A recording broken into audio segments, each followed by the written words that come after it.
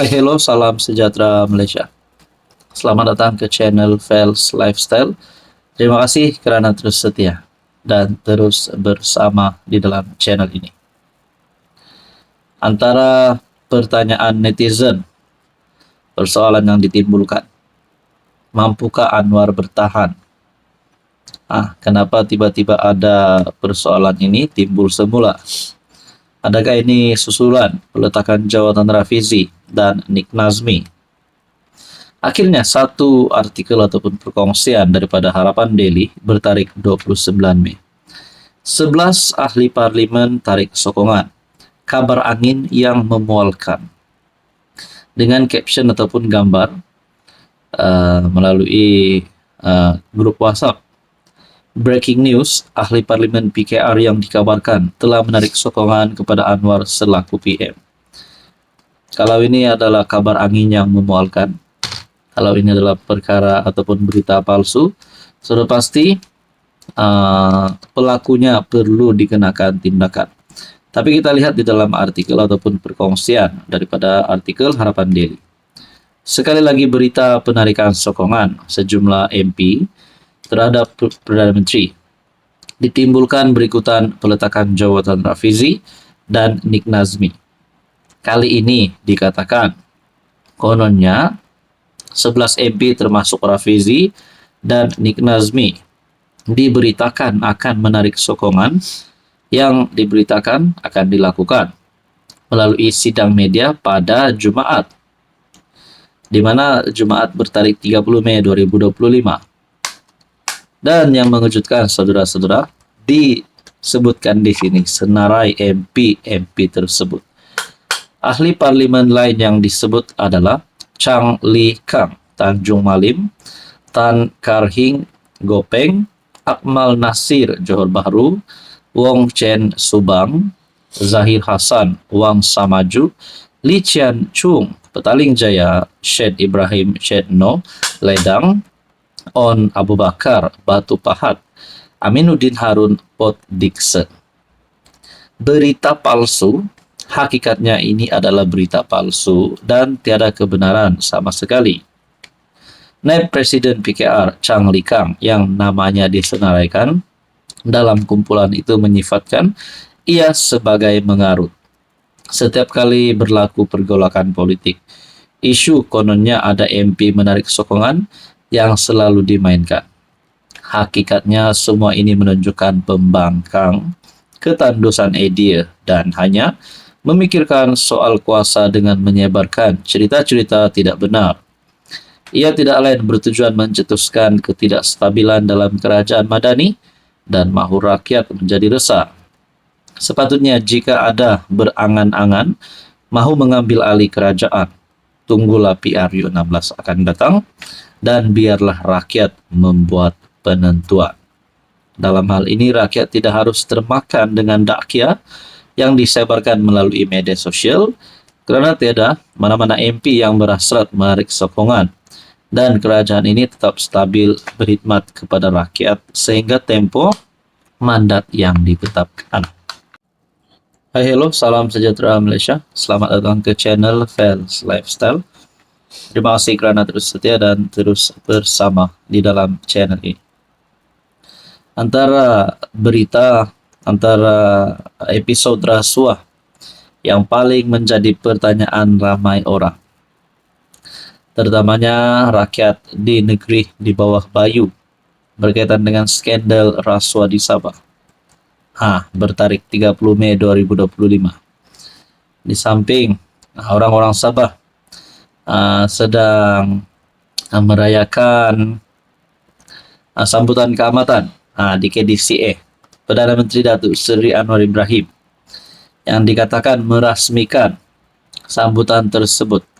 Dan di dalam ucapan Datuk Seri Anwar Ibrahim disebut berkaitan dengan skandal rasuah adun Sabah. Perdana Menteri akhirnya membuat pengakuan. Skandal rasuah Sabah, Anwar nafi lindungi adun, mahu siasatan rapi SPRM. Perdana Menteri Datuk Seri Anwar Ibrahim menegaskan bahawa siasatan berhubung Dakwaan isu skandal rasuah menerusi penyebaran video melibatkan Adun Sabah perlu dilaksanakan mengikut prosedur dan undang-undang yang teratur. Menurut Anwar, beliau tidak mahu mengulangi pendekatan ala diktator yang pernah berlaku dalam sejarah pentadbiran negara. Sebaliknya menekankan kepentingan tugas dan kuasa badan eksekutif, penguat kuasa dan kehakiman. Mengikut SPRM, baru 1 bulan yang lalu ada dikatakan video lengkap. Maka SPRM merujuk kepada forensik untuk sahkan dan itu laku dalam siasatan. Jadi saya nak terangkan supaya semua faham. Saya tidak mahu pegang jawatan dalam kerajaan untuk melindungi. Ada pihak mengatakan PM mesti ambil tindakan. Perdana Menteri tidak tegas. Perdana Menteri sebut anti rasuah tapi mengizinkan amalan rasuah. Ini Perdana Menteri bukan diktator. Saya ikut hukum, saya kena lalui proses. Saya tidak boleh tangkap begitu. Katanya ketika berucap pada majlis peresmian Pesta Keamatan Peringkat Negeri Sabah 2025 di Dewan Hongkod Koisaan Persatuan Kebudayaan Kadangan Dusun KDCA pada Jumaat. Anwar turut menegaskan bahwa beliau tidak akan menggunakan kuasa sebagai Perdana Menteri untuk melindungi mana-mana pihak yang terlibat dalam salah laku atau pihak pemberi maklumat. Sebaliknya menyerahkan sepenuhnya kepada proses perundangan. Persoalannya kalaulah Ketua Menteri Sabah yang disebut-sebut di dalam skandal ini sebelum ini dan adun-adun rasuah yang disebut di dalam skandal ini didapati bersalah, adakah Anwar akan menyingkirkan Ketua Menteri Sabah? Adakah adun-adun rasuah ini akan ditangkap? Ataupun mungkin dipecat? Apa komen Anda? Hai, hello, salam sejahtera Malaysia. Selamat datang ke channel Fels Lifestyle. Terima kasih karena terus setia dan terus bersama di dalam channel ini. Tuan-tuan dan puan, antara pemimpin yang disegani ramai, yang kini tidak mempunyai parti, yaitu Khairi Jamaluddin ataupun KJ. Baru-baru ini KJ ada memberikan nasihat kepada Rafizi supaya tidak meletak jawatan menteri, walaupun beliau telah kalah pada pemilihan PKR. Tapi akhirnya Rafizi tetap letak jawatan, karena itu adalah pendiriannya dan ada yang kata itu adalah tindakan anak jantan. Nah, ada satu persoalan berkaitan dengan adakah KJ akan menyertai kabinet semula? Adakah KJ akan menyertai mana-mana parti semula? Saya sibuk. KJ tolak spekulasi akan sertai kabinet semula.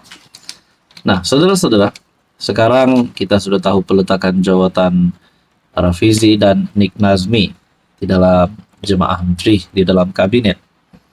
Di tengah-tengah kabar angin mengenai rombakan kabinet, bekas Menteri Khairi Jamaluddin menolak spekulasi bahwa dia mungkin dilantik semula menyertai kabinet. Sebaliknya, Khairi memberitahu wartawan bahwa dia mahu menumpukan perhatian kepada beberapa perniagaan dan proyek yang masih berjalan. Saya cuma boleh cakap, ketika ini saya ada banyak proyek yang belum selesai dan perlu diuruskan. Saya juga agak gembira dengan apa yang dilakukan ketika ini. Jadi sekurang-kurangnya sehingga ujung tahun ini tak terfikir untuk kembali ke dunia politik, kata bekas ahli parlimen Rembau itu. Jadi menurut KJ sekurang-kurangnya sehingga ujung tahun ini. Makna kata, adakah tahun depan 2026 ataupun sebelum PR16 KJ akan menyertai mana-mana parti dan menyokong kerajaan ataupun menyertai mana-mana parti? Kalau iya, agak-agak mana parti yang sesuai untuk Khairi Jamaluddin? Jadi saudara-saudara, Khairi ditanya mengenai kabar angin bahwa dia mungkin dilantik ke kabinet selepas Menteri Ekonomi Rafizi Ramli dan Menteri Sumber Asli dan Kelestarian Alam Sekitar Nik Nazmi, Nik Ahmad meletakkan jawatan. Ditanya sama ada dia terbuka terhadap kemungkinan tersebut dan bagaimana dia akan memberi respon jika ditawarkan jawatan, Kyrie sekali lagi menegaskan dia sudah pun terikat dengan beberapa komitmen terdahulu. Komitmen-komitmen itu memerlukan masa dan perhatian saya. Sekurang-kurangnya sehingga ujung tahun ini saya akan sibuk. Selepas itu kita boleh bincang. Nah, saudara-saudara, tuan-tuan dan puan, apa komen Anda?